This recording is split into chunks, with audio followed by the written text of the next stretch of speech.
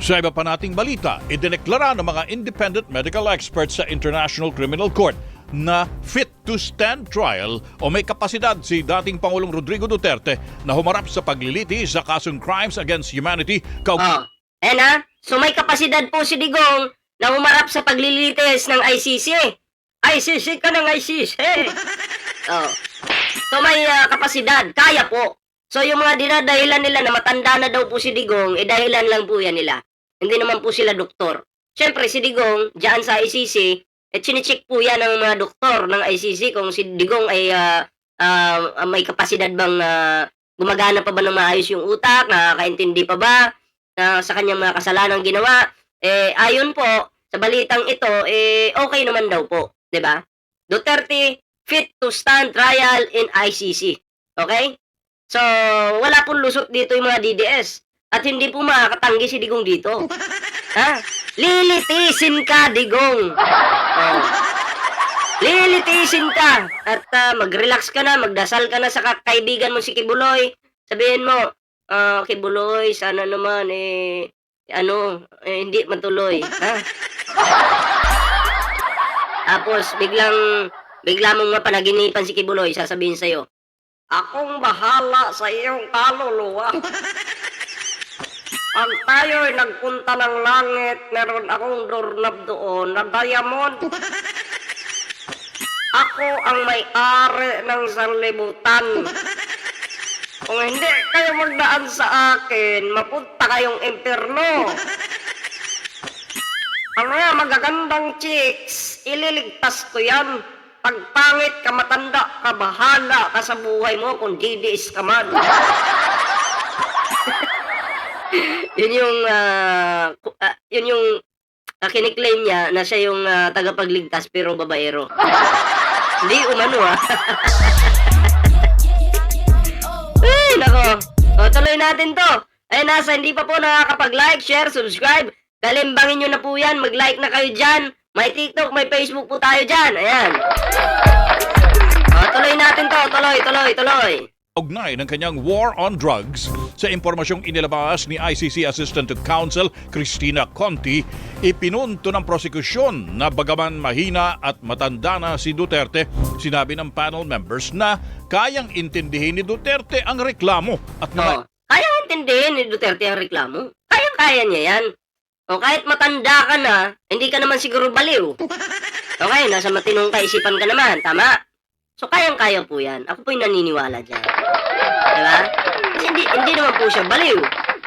Rolly TV Vlogs. Shoutout po Ayan. Pero kung siguro, kung baliw lang po si Digong, baka may pag-asa. Diba? Na ito'y bigyan ng pansamantalang kalayaan. Kaso hindi man po siya baliw. Nagpapangsyon naman po ng maayos yung utak niya. Diba? So, walang problema. Ayan, nasa hindi pa po nakakapag-like, mag-like lang po kayo dyan. Tuloy natin. Ebidensya laban sa kanya at atasan ang kanyang mga abogado para paghandaan ng depensa. Ayon kay Attorney Conti, nasa kamay pa rin ng pre-trial chamber ang pagpapasya sa ulat ng mga eksperto at kung magkasundo ang mga hukom na fit to stand trial si Duterte, maaari niyang itakda ang bagong schedule sa confirmation of charges hearing na hindi natuloy noong Setyembre. So, abang-abangan yung mga DDS. May mga iiyak na naman dyan. Ha? Sabing kawawa yung tatay namin, matanda na, ginaganyan nyo pa. Diba? Mas kawawa po yung mga matatanda na pinagpapatay noon na hindi nabigyan ng hustisya. At pati yung mga bata, na mga bata pa nga, diba? Pinapatay nila. Tinataniman ng pulburon. At di naman gumagamit, tinataniman. Meron pang isang bata na minor de edad, tinaniman ng pulburon. Tapos, pati motorsiklo, tinaniman. Nung inimbestigahan, ayon dun sa lumabas na investigasyon, hindi naman daw po marunong mag-drive yung bata.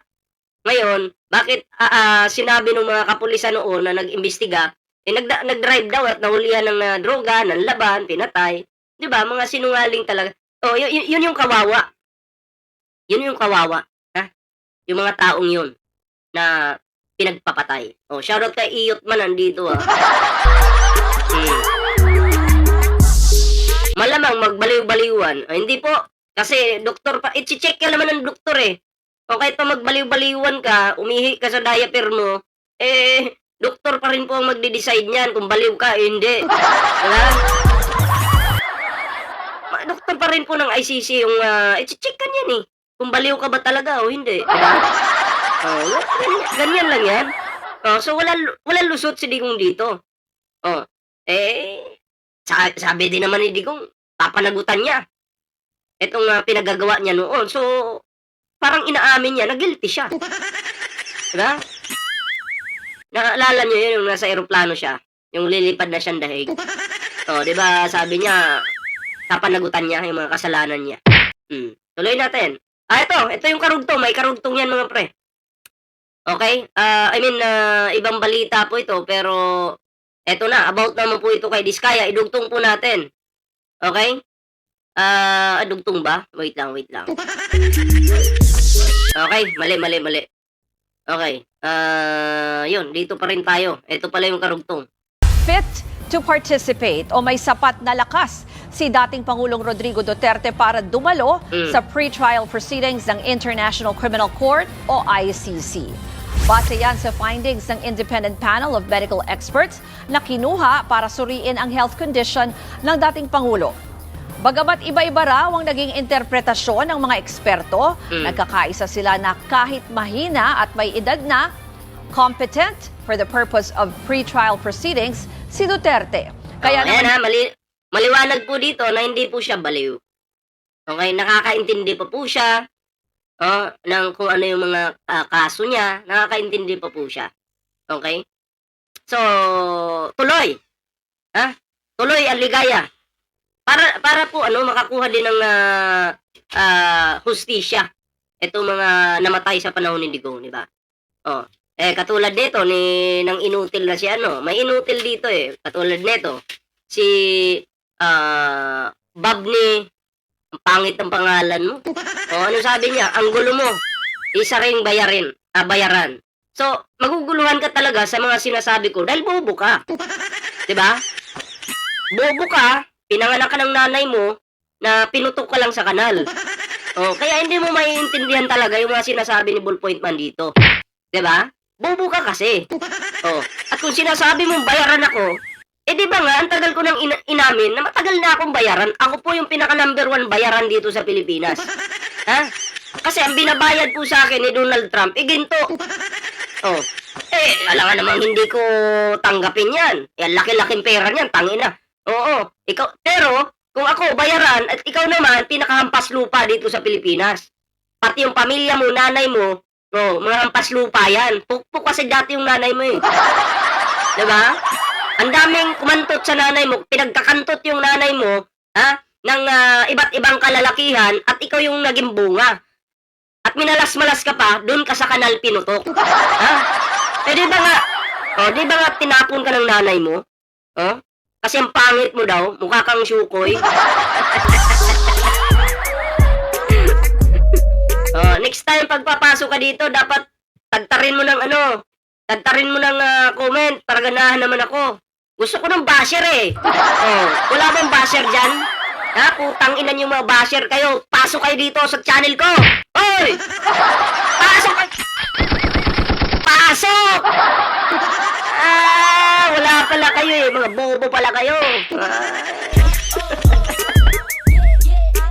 Wala na ba? Patay na? Patay ka na agad? Sus!